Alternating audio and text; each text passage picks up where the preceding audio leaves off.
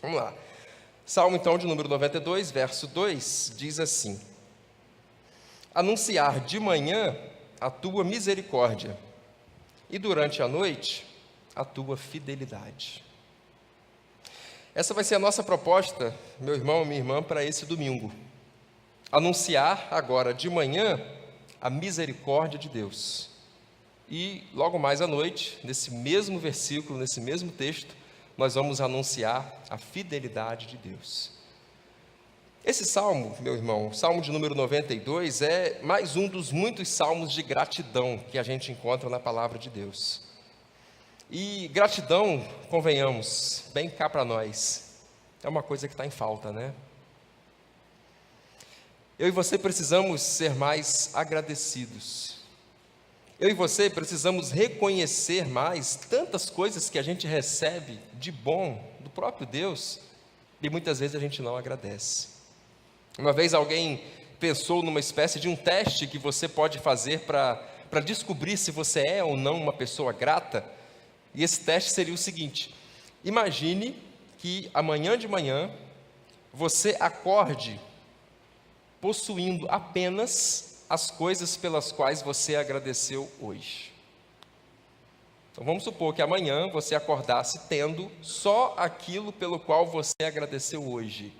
É um teste de gratidão. Amanhã você teria o ar para respirar? Amanhã você teria o que comer? Amanhã você teria uma casa? Teria uma família?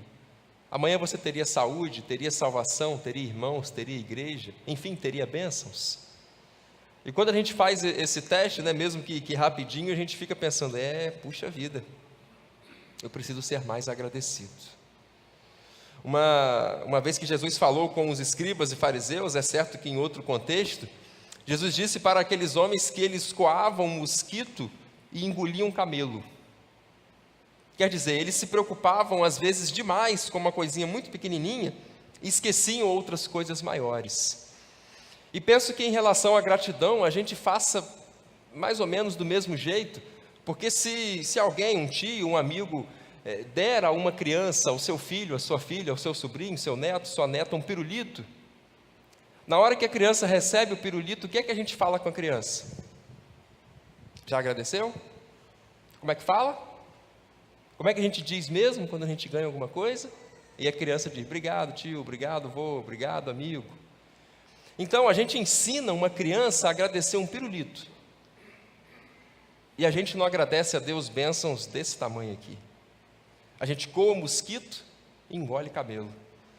A gente não deixa passar coisas pequenas em relação a um pirulito de uma criança, e a gente deixa passar coisas muito grandes em relação a tudo que Deus tem feito por mim e por você. Esse Salmo 92 tem uma coisa diferente nele, porque ele é o único salmo que apresenta como subtítulo o seguinte: um cântico para o dia de sábado. Um cântico para o dia de sábado.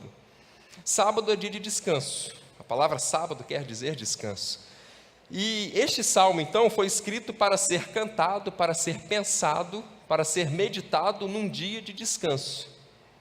Hoje é o nosso dia de descanso, o dia de domingo. E o salmista, logo no verso 2, no salmo para ser cantado no dia de descanso, ele cita e ele lembra da misericórdia de Deus e da fidelidade de Deus. Sabe por quê?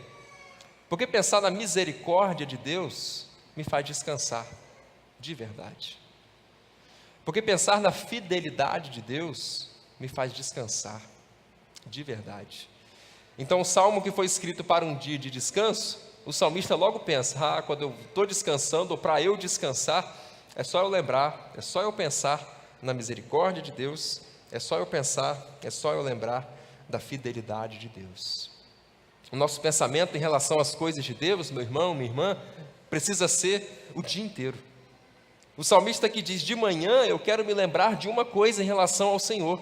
E aí lá, quando for no final do mesmo dia, e não no final de outro dia aí por vir, 2, 3, 4, 5 semanas à frente, não, no final do mesmo dia, eu ainda quero me lembrar de uma coisa do Senhor.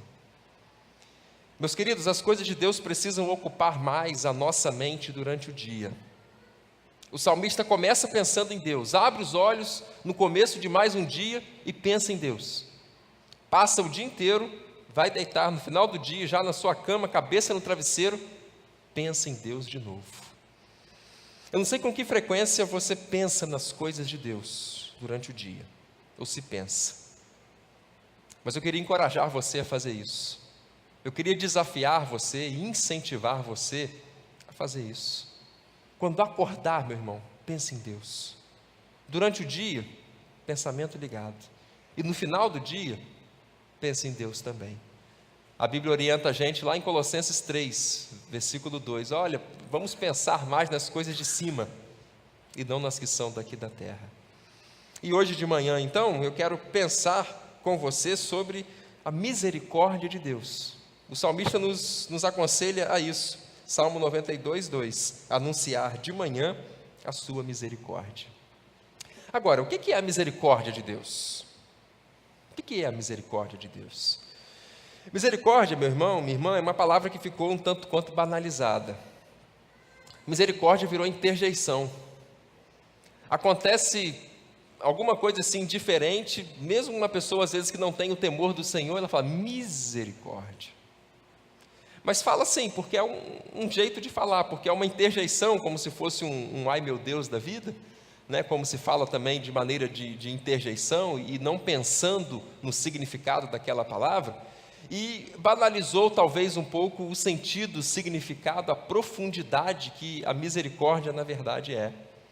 Misericórdia não pode ser uma interjeição que a gente fale num momento de surpresa, de espanto, mas deve ser alguma coisa que a gente experimente para valer o tempo todo. A misericórdia, meu irmão, é mais uma das manifestações do amor de Deus. Assim como existe graça de Deus, assim como existe paciência de Deus, assim como existe bondade de Deus, existe também misericórdia. Então tem o amor de Deus, e esse amor, ele se manifesta, ele se revela de algumas formas, por meio da graça, por meio da misericórdia, por meio da bondade, por meio da paciência.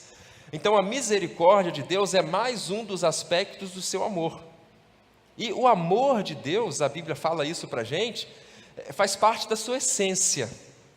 A Bíblia diz lá em 1 João 4:8, aquele que não ama não conhece Deus, porque Deus é amor. Deus não tem amor, Deus é amor. Portanto, a misericórdia de Deus, que é um dos aspectos do seu amor, faz parte de sua essência. E misericórdia, se a gente for tentar assim definir ou explicar em poucas palavras, a gente diria que misericórdia significa colocar o coração na miséria do outro e fazer algo para ajudá-lo. Misericórdia significa colocar o coração na miséria do outro e fazer algo para ajudá-lo. Ora, eu não consigo pensar numa definição dessa e não pensar em Deus. E não pensar em Deus. Deus olhou para mim e para você, e olhou para a humanidade de modo geral, e viu que nós éramos uns miseráveis. Deus olhou para a humanidade e viu que a humanidade era pecadora. Deus olhou para a humanidade e viu que a humanidade estava distante dele. Deus olhou para a humanidade e viu que a humanidade tinha se tornado inimiga de Deus. E aí Deus olha então para a nossa miséria, Deus olha para a nossa situação deplorável, lamentável, triste, e Ele coloca o seu coração na nossa miséria, tem pena de nós, tem compaixão de nós, e faz alguma coisa por nós, e fez algo por nós, e mandou Jesus, o seu único Filho, para morrer na cruz em nosso lugar. Nós somos salvos, meus irmãos, por causa dessa misericórdia de Deus, que olhou para nós, viu o nosso estado, viu a nossa situação, mas não ficou só na lamentação, não ficou só no olhar ou na contemplação. Ele fez alguma coisa, ou fez o que precisava para nos ajudar, para nos abençoar. Misericórdia e graça são coisas que andam muito juntas, embora haja uma diferença quase que sutil entre as duas. Misericórdia é Deus não nos dar aquilo que a gente merece. Então guarda aí. Misericórdia é Deus não me dando aquilo que eu mereço. E graça? Graça é o contrário. Graça é Deus me dar aquilo que eu não mereço. Misericórdia, Deus não me dá o que mereço. Graça, Deus me dá o que eu não mereço. E as duas coisas andam juntas, eu digo isso, porque muitas vezes, ao mesmo tempo em que Deus não permite ou não me concede alguma coisa ruim, Ele me concede uma coisa boa em contrapartida. Por exemplo, a Bíblia diz lá em Colossenses 1,13, porque Ele nos resgatou do império das trevas. Isso é misericórdia, porque Ele não me deu o que eu merecia. E no mesmo versículo diz, e nos transportou para o reino do Filho do seu poder. Isso é graça, me deu o que eu não merecia. Então a gente pode entender o seguinte, eu e você não vamos para o inferno por causa da misericórdia de Deus. Porque o que eu e você merecemos é o inferno. Mas nós não vamos para lá, nós não vamos para lá, pela misericórdia de Deus. Porque pela misericórdia Ele não me dá o que eu mereço. Mas quando eu digo que a graça anda junto com a misericórdia, porque Deus não só não me manda para o inferno, mas Ele faz mais uma coisa, Ele me leva para o céu. E eu e você vamos para o céu, meus irmãos, por causa da graça de Deus. Por causa da graça de Deus. E Ele nos oferece aquilo que a gente não merece. Então eu não vou para o inferno por causa da misericórdia de Deus. E ao mesmo tempo eu vou para o céu por causa da graça de Deus. Misericórdia e graça andam juntinhas. Existe um salmo na palavra que é diferente de qualquer outro capítulo da Bíblia, que é o salmo de número 136. Este salmo tem 26 versos e todos os versos terminam exatamente da mesma forma. O começo dele tem uma frase, aí tem uma vírgula, e depois da vírgula, em todos os 26 versos desse salmo, eles terminam exatamente da mesma forma. Você sabe o que diz? Louvai ao Senhor porque Ele é bom. Isso. Porque a sua misericórdia ou benignidade, são sinônimos, porque a sua misericórdia dura para sempre. Isso me chama a atenção, irmãos, porque esse salmo que a gente está citando agora, o 136, ele é também um salmo de gratidão. Mas um salmo de gratidão fala o tempo todo, olha, eu agradeço por isso, porque a sua misericórdia dura para sempre. Senhor, o Senhor fez aquilo um dia, porque a sua misericórdia dura para sempre. Senhor, um dia o Senhor abriu o mar vermelho, esse salmo diz isso, ele conta a caminhada do povo de Israel pelo deserto. O Senhor abriu o mar vermelho, porque a sua misericórdia dura para sempre. O Senhor nos conduziu pelo deserto, porque a sua misericórdia dura para sempre. Um salmo de gratidão ao Senhor, e o salmista faz questão de dizer, olha, mas é misericórdia. É misericórdia, porque eu e você não merecemos nada de Deus, nada. Tudo é pela misericórdia do Senhor. A palavra misericórdia ou benignidade são sinônimos, como dissemos, aparece mais de 300 vezes na Bíblia. E dessas mais de 300 vezes, cerca de 250 estão no Antigo Testamento. Mas eu sempre pensei que misericórdia de Deus era coisa de Novo Testamento. Pois é, você pensou assim, é coisa exclusiva do Novo Testamento, pensou errado. Tem mais de 300 vezes a palavra misericórdia na Bíblia, 250 mais ou menos estão no Antigo Testamento. Então nessas páginas aqui, antes de Jesus vir, eu encontro misericórdia de Deus também. Misericórdia de Deus não é só coisa de Novo Testamento, não. Misericórdia de Deus não é só coisa mais recente, não. Misericórdia de Deus é de eternidade a eternidade. Misericórdia de Deus é desde sempre.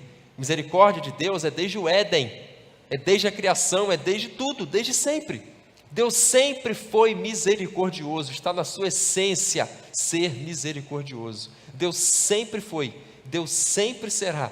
E graças a Deus por isso, por essa sua misericórdia por nós, que se arrasta de eternidade a eternidade, de uma ponta a outra, vindo lá, na verdade, desde a primeira página da Bíblia, desde o princípio do Antigo Testamento. E dessas tantas vezes que a palavra misericórdia aparece na Bíblia, o livro que a palavra misericórdia mais aparece é o livro de Salmos. E no livro dos Salmos existe uma oração que é repetida 8 vezes, que é a expressão a seguinte, em 8 salmos diferentes, que diz assim: tem misericórdia de mim, ó Deus. Tem misericórdia de mim, ó Deus.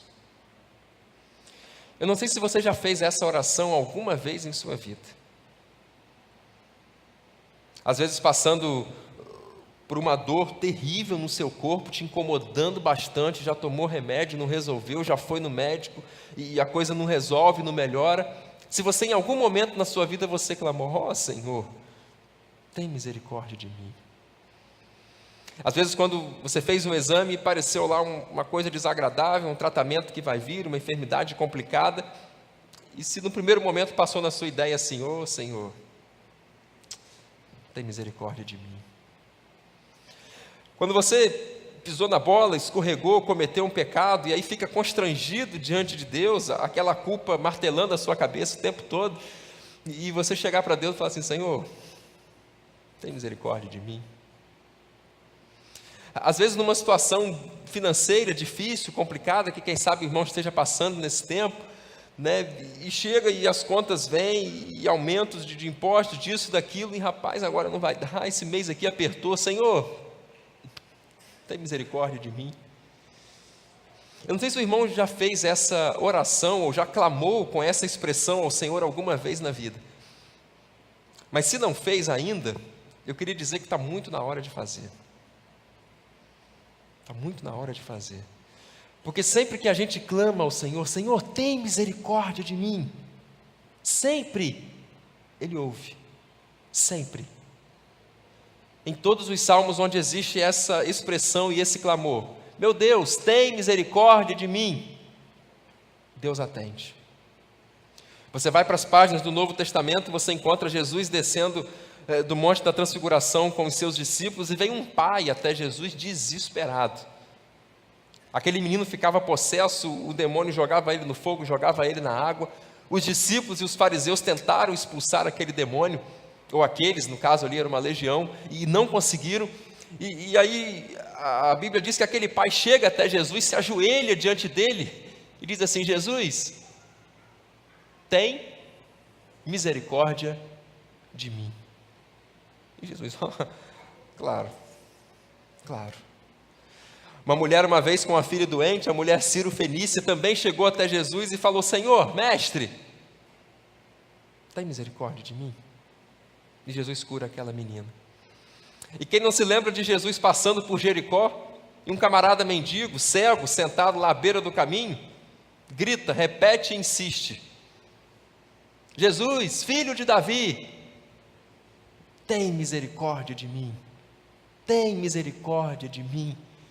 E Jesus para o que está fazendo, chama esse homem aqui, ele está pedindo por misericórdia, eu tenho que dar misericórdia para ele. E atendeu. Aqueles dois homens que foram ao templo orar, uma parábola de Jesus, o fariseu e o publicano. O publicano está lá, cabeça baixa, nem ousava olhar para cima, olhar para o céu, batia no peito, socava, e dizia assim: Senhor, tem misericórdia de mim que sou um pecador. Tem misericórdia de mim que sou um pecador. E a Bíblia diz que a oração daquele homem foi ouvida. Então, meu querido, todas as vezes que você clamar ao Senhor por misericórdia, Ele vai te atender. Todas as vezes. Porque Deus é misericordioso. Aliás, existe só um pedido de misericórdia na Bíblia que não foi atendido. Um só, dos que eu encontrei. Se o irmão de repente achar um outro, até fala comigo para conhecimento. Mas eu encontrei uma parábola de Jesus. O rico e Lázaro. O rico vai para o inferno, e lá no inferno ele diz assim: tem misericórdia, manda Lázaro molhar um pouquinho o dedo aí, molhar a ponta da minha língua, que está um calor insuportável aqui, avisa para os meus irmãos aí, alguém, para eles não virem para cá, porque esse lugar aqui é terrível. Ele clama por misericórdia, e é dito a ele: olha, o abismo que existe entre você aí no inferno e a gente aqui no céu é imenso. Eu não posso passar para aí, você não pode passar para cá. Essa é a situação. Aquele homem não alcançou misericórdia, e a única vez que um clamor de misericórdia na Bíblia não é atendido, porque foi feito já tarde demais. O camarada já tinha morrido, e não adianta mais. E foi feito do lugar errado, porque foi feito do inferno. E a gente às vezes pensa, o que é que tem de ruim no inferno, e multiplica por trilhões, por zilhões, né? Mas uma das coisas que deixa o inferno ainda pior, é que o inferno é um lugar onde não existe misericórdia. Meu Deus. Misericórdia é você não receber aquilo que merece. E no inferno o sujeito recebe aquilo que merece. Meu Deus do céu. Um lugar onde não existe misericórdia. A hora de clamar por misericórdia é agora. É hoje. A palavra orienta isso, Hebreus 4,16. Vamos nos achegar com ousadia ao trono de misericórdia, para que achemos graça e encontremos socorro em ocasião oportuna. A hora é agora. Clame por misericórdia, sem qualquer constrangimento, sem qualquer medo, porque não existe um clamor de misericórdia ao Senhor que Ele não atenta. Não existe. E uma outra pergunta que eu queria de considerar com os irmãos nesta manhã é a seguinte: será que existe algum limite para a misericórdia de Deus? Primeiro nós tratamos um pouquinho sobre o que é misericórdia, como que a misericórdia é abordada na Bíblia, a misericórdia de Deus. E agora, será que existe algum limite para essa misericórdia? Tem limite para a misericórdia de Deus? Não. A misericórdia de Deus não tem fim. A misericórdia de Deus é inesgotável. E certamente, dessas vezes que a gente citou que aparece a palavra misericórdia na Bíblia, mais de 300, eu tenho certeza que o irmão saiba pelo menos um versículo de cor, não precisa saber a referência, mas saiba pelo menos um versículo de cor em que apareça a palavra misericórdia. Dessas mais de 300, o irmão sabe pelo menos um, tem certeza. E talvez a referência que o irmão não lembre está em Lamentações 3, 22, 23 e 24, que diz: as misericórdias do Senhor são a causa de não sermos consumidos, porque as suas misericórdias não têm fim, elas se renovam cada manhã, grande é a tua fidelidade. Não existe limite para a misericórdia de Deus. Não existe limite para a misericórdia de Deus. E a gente fica pensando, se não fosse desse jeito, se as misericórdias de Deus não se renovassem a cada manhã, como é que seria? A ideia que a gente tem é como se fosse um reservatório, uma caixa d'água, né? E a cada madrugada Deus enche essa caixa d'água de misericórdia sobre a minha vida. Deus enche. Só que durante o dia eu preciso usar a misericórdia de Deus, porque durante o dia eu erro, porque durante o dia eu peco, porque durante o dia eu vacilo mesmo, e só para estar vivo eu preciso da misericórdia de Deus. E aí é como se a cada madrugada, vamos pensar assim para ficar uma coisa didática, né? Deus enche esse reservatório, essa caixa d'água da minha vida de misericórdia. E aí durante o dia eu e você torramos, gastamos, abrimos mesmo a torneira e gastamos essa misericórdia de Deus todinha que Ele renovou para aquele dia, todinha. E aí chega na outra manhã, Deus tem que renovar a sua misericórdia sobre a minha vida. Não porque a misericórdia tenha ficado velha, mas porque eu já gastei tudo, porque eu usei tudo que eu tinha direito. Porque a minha vida de pecado, de erro, de distanciamento de Deus faz com que eu careça dessa misericórdia todo dia. E aí, misericordiosamente, Deus renova as suas misericórdias sobre a nossa vida todo o dia. Aleluia, né? Você pode dizer um aleluia? Aleluia, graças a Deus por isso. As suas misericórdias, Senhor, não têm fim. Elas se renovam a cada manhã. A misericórdia de Deus, tanto que não tem limite, que ela é maior do que qualquer pecado. O Salmo 103, dos versos de 10 a 12, o salmista diz assim: Senhor, o Senhor não nos trata segundo os nossos pecados e nem nos retribui conforme as nossas iniquidades. Porque assim como os céus são mais altos do que a terra, assim são as suas misericórdias para conosco. E da mesma forma como está longe o Oriente do Ocidente, assim o Senhor afasta de nós as nossas transgressões. Assim como o céu está distante da terra, assim é o tamanho da misericórdia de Deus. E assim como está longe um extremo do outro, assim é o que Deus afasta de nós os nossos pecados. Portanto, não existe pecado que Deus não possa perdoar.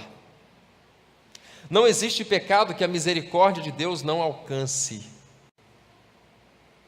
Então, a misericórdia de Deus está disponível para um terrorista. para um traficante, para um corrupto, para um pedófilo. A misericórdia de Deus está disponível para um assassino, para um adúltero e para um ladrão.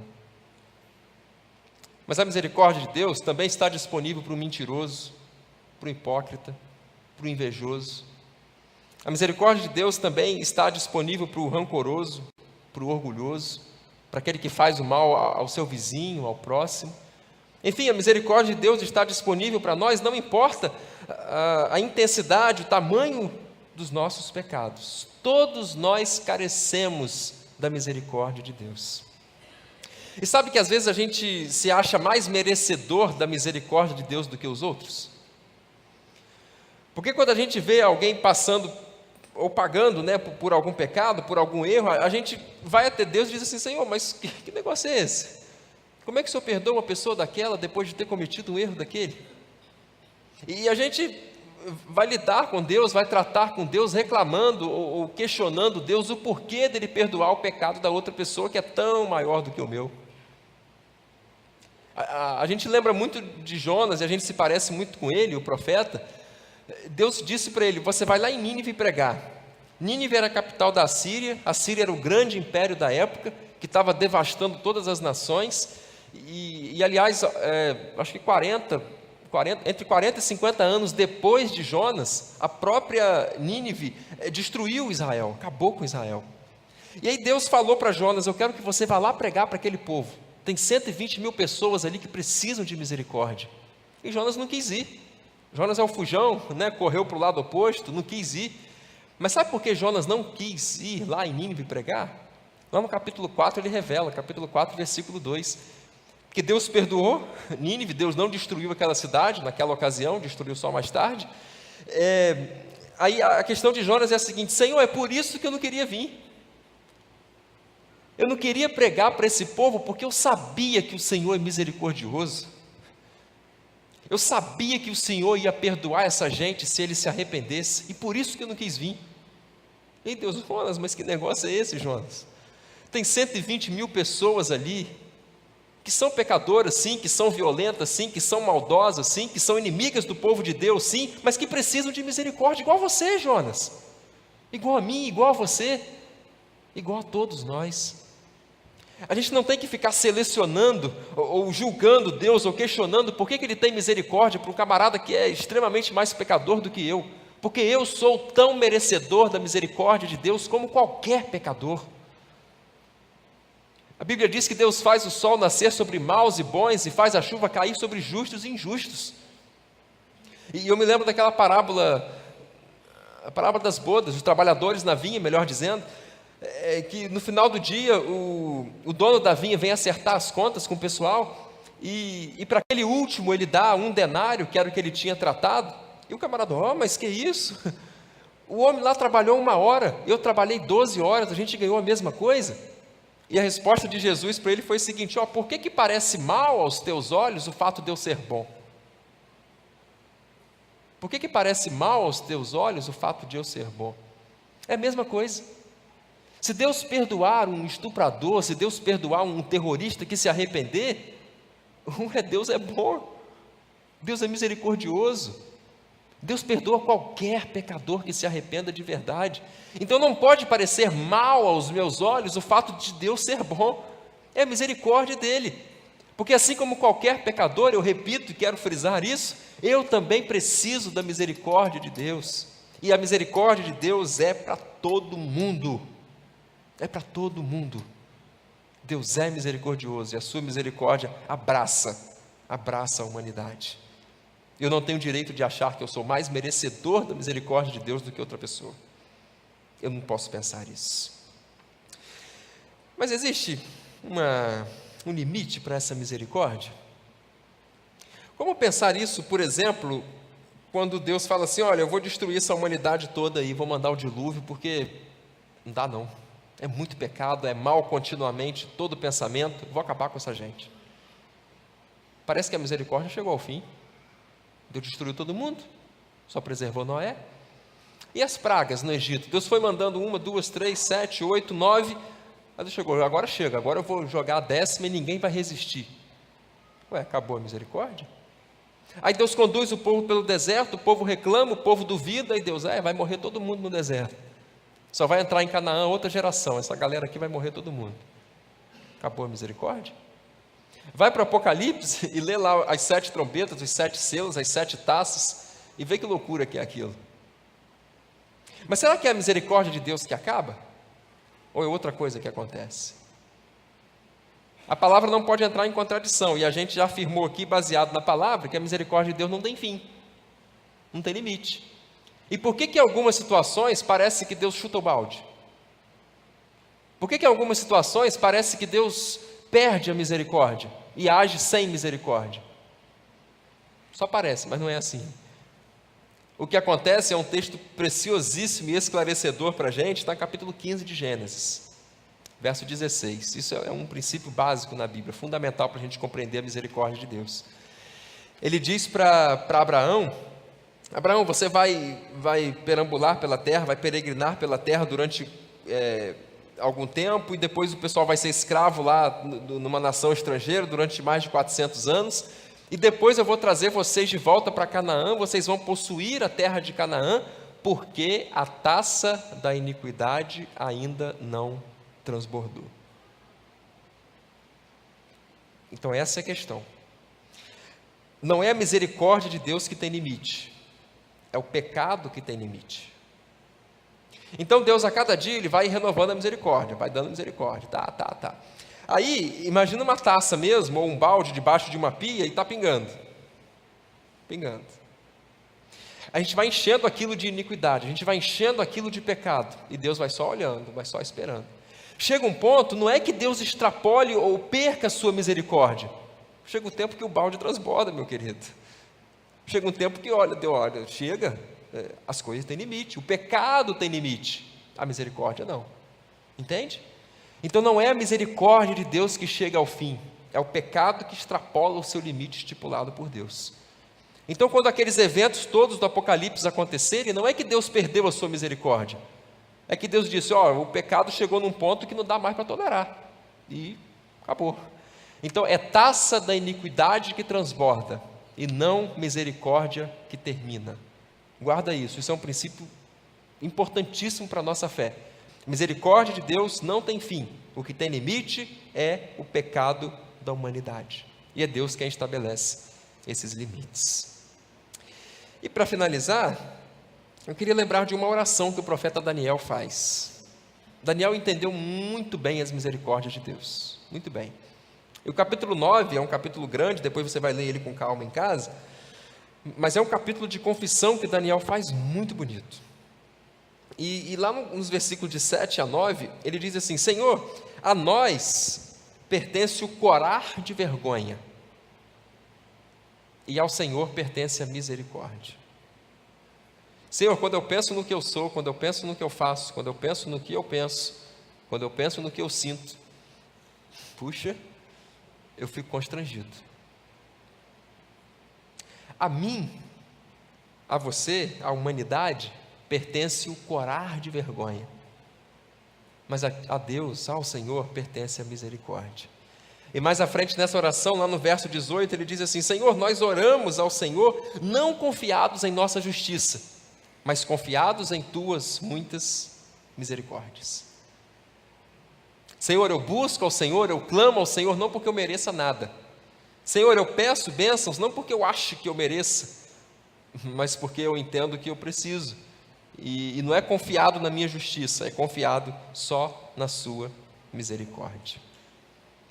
Eu li uma história, e parece ter acontecido mesmo, envolvendo Napoleão Bonaparte, o grande general francês.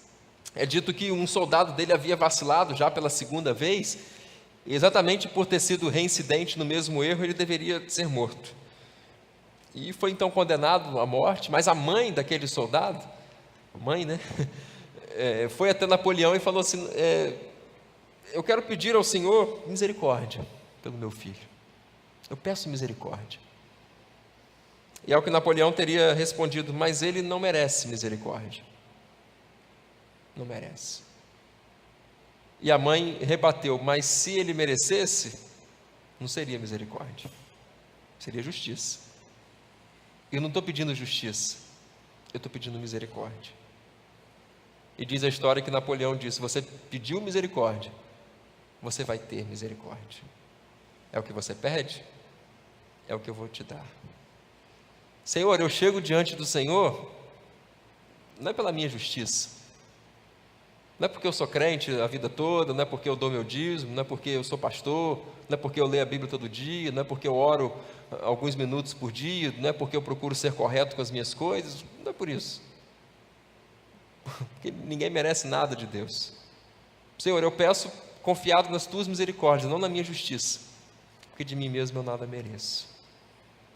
O salmista lá no Salmo 63 fala assim: Senhor, a tua misericórdia é melhor do que a vida. Senhor, a tua misericórdia é melhor do que a vida.